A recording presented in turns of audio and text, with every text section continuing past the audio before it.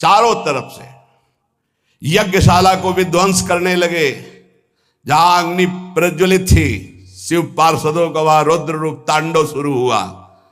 यज्ञ पात्र फोड़ दिए, अग्नियों को बुझा दिया। काहे से? लघुशंका से भ्रष्ट कर दिया। वेदी को तोड़ दिया मंत्र बल से जो बंधी हुई थी, और मुनियों की जो पिटाई शुरू की। क्यों? शिवद्रोही होकर मंत्र उच्चारण करते हो। एक एक देवता, एक एक ऋषि की पकड़ करके, ये वीरभद्र नहीं कर रहे, उनके संग के कर रहे हैं। वीरभद्र ने प्रजापति दक्ष को जाकर ऐसे पकड़ लिया। नंदीश्वर ने भग देवता को, मणिमान ने भृगु ऋषि को, जो और भगवान शंकर ने कहा यथोचित दंड देना, ज्यादा नहीं देना। भगवान शंकर के पार्षदों की जो भयंकर लीला शुरू हुई, पूरा यज्ञ भ्रष्ट हो गया, विध्वंस हो गया। जो भाग रहे थे मार पिटाई सब ऋषियों की। शिवद्रोही भृगु जी हाथ में सुआ लेकर हवन कर रहे थे। वीरभद्र ने धरी छाती पिला तो दाढ़ी उखाड़ी, मुछ उखाड़ी। अब वहां कोई सम्मान, कोई किसी का मंत्र बल, किसी का तप बल कुछ काम नहीं कर सकता। क्योंकि जब दक्ष प्रजापति शाप दे रहे थे तो ये मुस्कुरा मुस्कुरा के ऐसे से, तो सबसे पहला काम किया, भृगु जी की दाढ़ी फंसाई, जड़ से उखाड़ी, मुछ उखाड़ी। क्रोध में भरकर जब भग देवता है, यज्ञ के बहुत बड़े अधिकारी देवता है, जब दक्ष जी श्राप दे रहे थे तो ये कहते ठीक है, ठीक है। दोनों आंखें पहले अंगुली डाल के निकाली। इन्हीं आंखों से शिव विरोध करते थे। भग देवता को पृथ्वी में उठा पटक दिया और धरा टिवला छाती में, दोनों आंखें उनकी निकाल ली। अब दैवी शक्ति दिखाओ।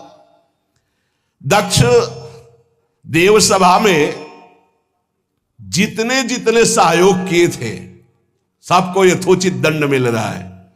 एक पूषा देवता थे, साप देते समय उनके 3200 ऐसे उखाड़ लिए, मार घुसे, उनके एक को ले रह गए, दांत एक को ले रह गए। पूषा देवता के आज भी उनको भोग लगाया जाता, तो पिसा हुआ भोग लगाया जाता, क्योंकि दांत है ही नहीं उनके। अच्छा, अब यहां मृत्यु लोक में आकर के डेंटल हॉस्पिटल में लगवाएंगे नहीं, क्योंकि देवता है। पूषा देवता को उठा के पटक दिया और घूंसों से मारकर 32 पूरी बाहर कर दी। जो जैसे जैसे जब गाली दे रहे थे, कटु वचन दक्ष कह रहे थे, तो उस समय और जो ऋषि थे, बढ़िया है, बढ़िया, तो जबान को अंगुली में फंसा फंसा, मतलब जो लीला शिव पार्षदों ने की, जो गालियां दे रहे थे, उनकी जबान काट ली, जबान उखाड़ ली। अब दक्ष की छाती में बैठ करके पूर्णाहुति यज्ञ की, गला नहीं कटा। हर अस्त्र का प्रयोग किया वीरभद्र ने, दक्ष का गला नहीं कटा, क्योंकि यजमान को सुरक्षित रखने के लिए मंत्रों के द्वारा कवच बांधा जाता है। परम अस्त्र त्रिशूल का प्रयोग किया। तो उन्होंने विचार किया, यज्ञ की पूर्णता तो बलि से ही होती, इसकी बलि कैसे दे।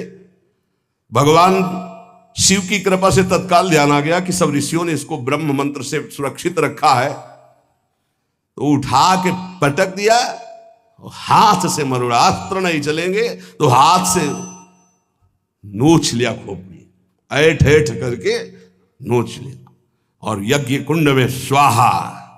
पूरा यज्ञ विध्वंस, कोई बोलने वाला नहीं। हर हर महादेव कैलाश की तरफ